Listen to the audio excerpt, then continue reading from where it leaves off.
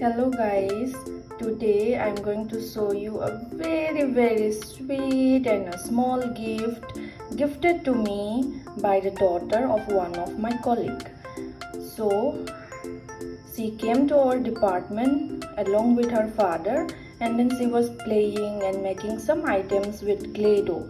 She was busy making it, and then I didn't know what she was, and then she told me that this is a gift for me. Isn't it so precious? So let me explain to you what she has given me. Here the green is the banana leaf that she is trying to represent, and of course it resembles so much like banana leaf only. So this one she says it's kesari. Here we have dosa, then idiyappam, the green chutney, and then this one she have mentioned it, but I've completely forgotten the name. So those of my viewers, if you know, then please let me know. And then this one, again, it's supposed to be a sambar, or I have no idea.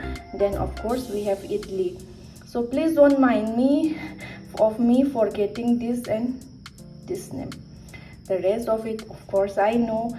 And this was given to me by a 9-year-old little girl, and that's what makes it so precious. You know, some things are just very precious, like priceless, so to say. So it's very sweet, and thank you so much. So much love to you, baby.